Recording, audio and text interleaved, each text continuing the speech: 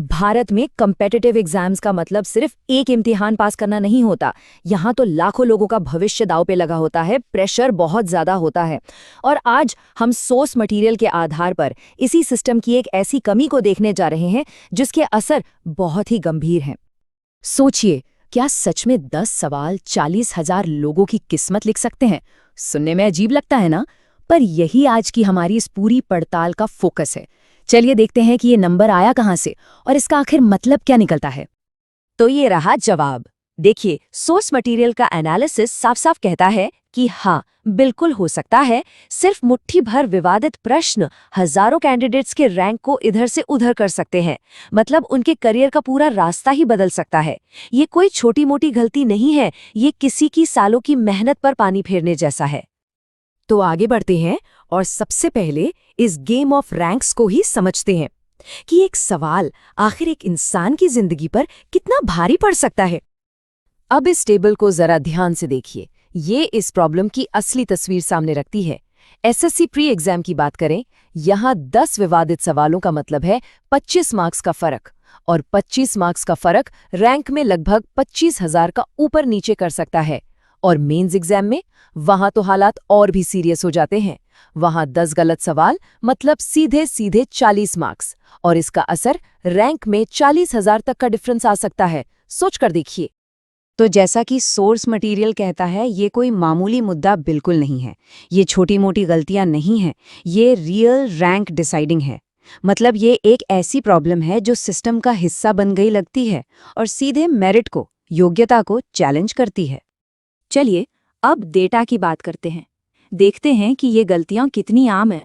ये समरी देखिए, यहाँ कई सारी बड़ी एसएससी एग्जाम्स का डेटा इकट्ठा किया गया है और सोर्स मटेरियल के मुताबिक एक पैटर्न साफ दिखता है। हर बार विवादित प्रश्न, बोनस मार्क्स और ऑप्शंस में चेंजेस, ये बार बार हो रहा है।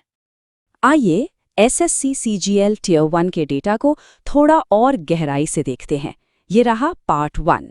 इसमें साफ दिख रहा है कि अलग अलग डेट्स और शिफ्ट्स में बोनस क्वेश्चन आम बात थी। और ये सिलसिला डेटा के दूसरे हिस्से में भी जारी रहता है। इससे ये साफ हो जाता है कि ये कोई 1-2 दिन की गलती नहीं थी। और ये देखिए इस डेटा का फाइनल पार्ट। तो इन तीनों पार्ट्स को मिलाकर सोर्स का मैसेज एकदम क्लियर है। प्रॉब्लम काफी बड़ी है और लगातार चली आ रही है।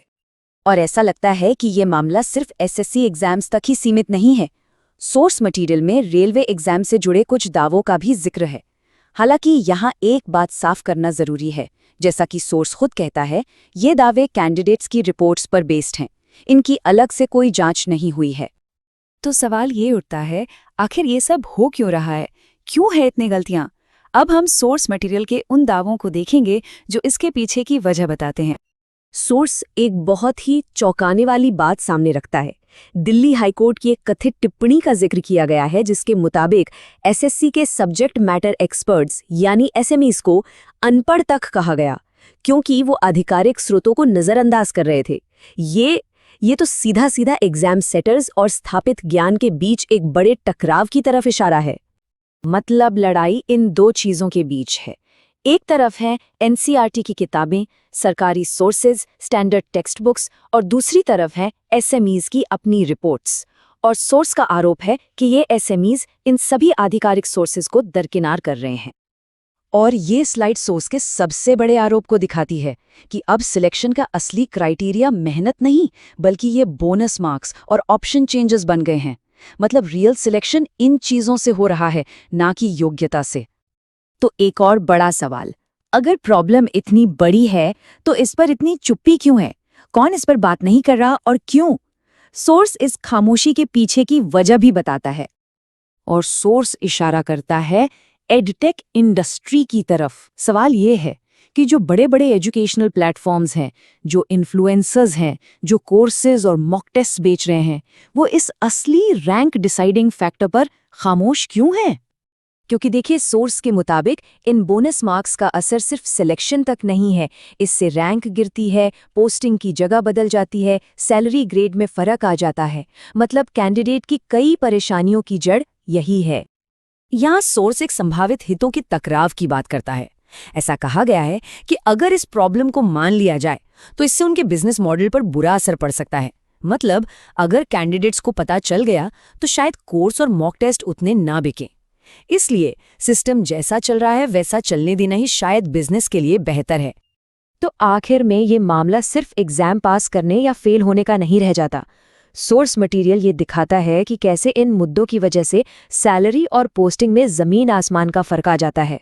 सोचिए, एक डिजर्विंग कैंडिडेट को सिर्फ कुछ बोनस मार्क्स की वजह से कम सैलरी और मनमाफिक जगह से दूर पोस्टिंग मिलती है, जिसका असर उनकी पूरी जिंदगी पर पड़ता है। तो अब इसका समाधान क्या है? आखिर में चलिए देखते हैं कि सोर्स मटेरियल इसके लिए क्या सॉल्यूशन प्रपोज करता है। ये एक कॉल फॉर एक्शन है पूरे सिस्टम में बदलाव के लिए। लेकिन सॉल्यूशन से पहले सोर्स कुछ बहुत जरूरी सवाल उठाता है जिनके जवाब अथॉरिटीज को देने होंगे। जैसे, क्या ये सब जानबूझकर किया जा रहा है? और एजुकेशनल प्लेटफॉर्म्स इस पर इतने शांत क्यों हैं? और इन सवालों के बाद आता है आखिरी सॉल्यूशन। सोर्स मांग करता है एक नए कानून की, accountability for defective examination questions act. और इसमें क्या है? इसमें गलत सवाल बनाने वालों के लिए 3 से 5 साल की जेल और भारी जुर्माना, जो सीधा उन कैंडिडेट्स को दिया जाएगा जिन्हें नुकसान हुआ है। आइडिया बिल्कुल साफ है। जब तक सख्त जवाबदेही नहीं होगी, ये सिलसिला नहीं रुकेगा। तो इस पूरे एनालिसिस के आखिर में हम आपको सोर्स के इसी सवाल के साथ छोड़े जाते हैं। एक ऐसा सिस्टम जो लाखों लोगों को अफेक्ट करता है, क्या उसमें चुप्पी साधना न्यूट्रल है, या ये चुप्पी सिस्टम का ही साथ दे रही है? ये एक ऐसा सवाल है जो हम सबको जवाबदेही के बारे में सोचने पर मजबूर करता है।